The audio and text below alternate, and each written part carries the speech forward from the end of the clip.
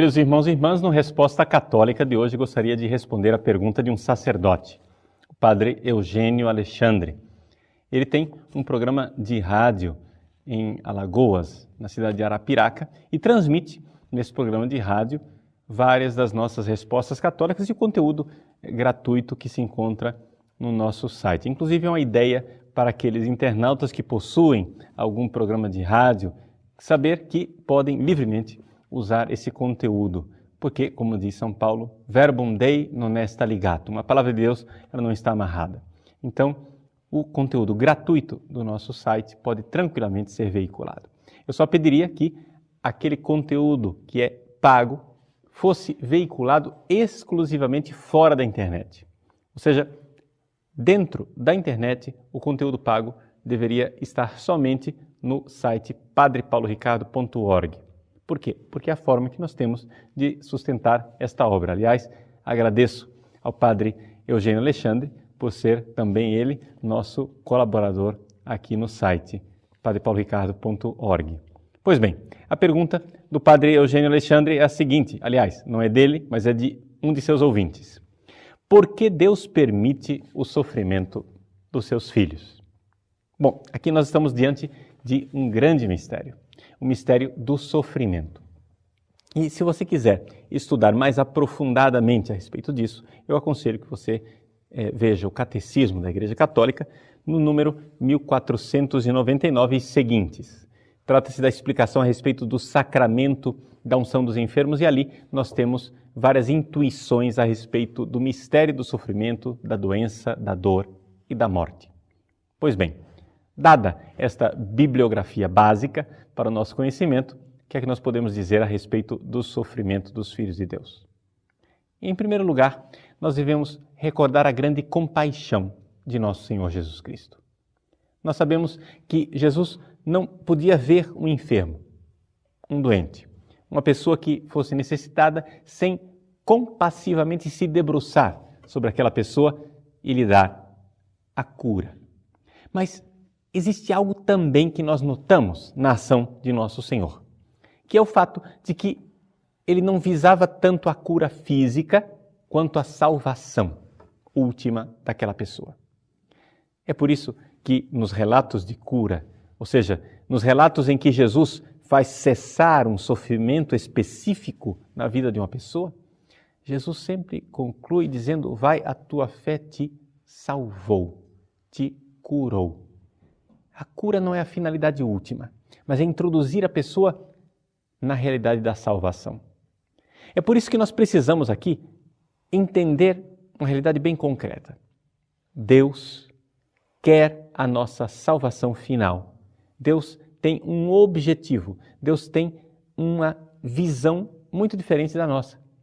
Nós muitas vezes estamos imersos nos nossos problemas, na nossa faina diária, nas nossas preocupações do dia a dia. E por causa dessas nossas preocupações, nós temos uma tendência de esquecer. Esquecer a finalidade desta vida. Nós fomos colocados aqui para preparar o nosso céu. Nós fomos colocados aqui para preparar a nossa salvação eterna. Então é por isso que Deus não vai fazer de tudo para impedir que nós soframos aqui neste mundo. Mas Ele vai fazer de tudo para salvar as nossas almas. Aqui nós temos uma pequena intuição, talvez uma pequena velinha que ilumina um pouco este grande mistério do sofrimento. Nós não sabemos por que Deus permite o sofrimento. Nós não sabemos por que é que Ele, que é onipotente, todo-poderoso, podendo acabar e eliminar todo o sofrimento da face da terra, continua permitindo que nós soframos. E esse mistério se alarga e se aprofunda ainda mais quando nós vemos uma outra coisa, que Deus veio neste mundo para sofrer conosco. Esta é a verdadeira resposta a respeito do sofrimento humano. Deus não quis eliminar o sofrimento humano, mas quis mudar o sentido do sofrimento humano. Ele veio, ele se fez carne, ele se fez homem como nós, sofreu, carregou nossas dores e morreu crucificado. E assim, a partir de nosso Senhor Jesus Cristo, o sofrimento humano agora tem um novo significado. Tem um significado redentor. Quando nós colocamos a nossa cruz junto com a cruz de Cristo, quando nós abraçamos o nosso sofrimento, esse sofrimento é capaz de ter um outro significado, um significado que eleva, ao invés de jogar para baixo. Sim, porque o sofrimento humano, por si mesmo, ele degrada. As pessoas que sofrem, as pessoas que são oprimidas debaixo da dor, da doença e da morte, são pessoas que, como todos nós, têm uma tendência de se degradar, de se desfazer e, como pessoa humana, elas se tornam verdadeira sombra humana e não verdadeiros seres humanos. Quem sofre se destrói. Mas nosso Senhor veio aqui nos dar um outro caminho.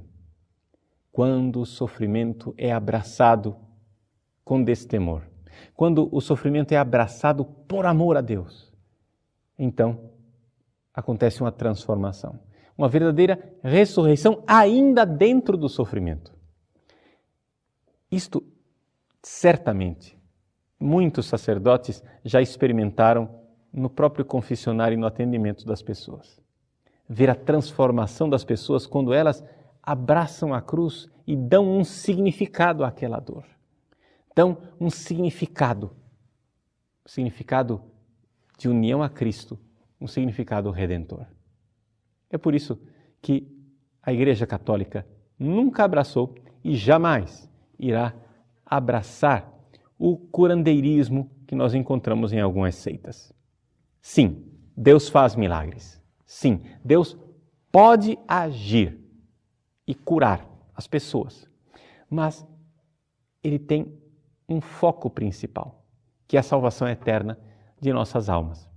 Então é por isso que, muitas vezes, Deus pode até permitir o sofrimento. Por quê? Porque o principal para Ele é a nossa salvação.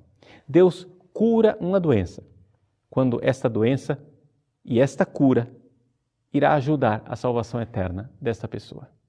Mas imaginemos esta possibilidade, porque ela de fato existe, que uma pessoa seja curada. E nesta cura, ao invés de agradecer a Deus, tornar-se mais próxima de Deus e, portanto, salvar a sua alma, essa pessoa se esqueça da graça recebida e vá vivendo a sua vida de forma desleixada, vá vivendo a sua vida de forma desatenta e termine se perdendo. Isso seria uma tragédia. Deus, portanto, conhece muito mais do que nós conhecemos e vê muito mais do que nós vemos. A resposta do porquê Deus permite o sofrimento dos seus filhos é uma resposta que, no fundo, fica no mistério.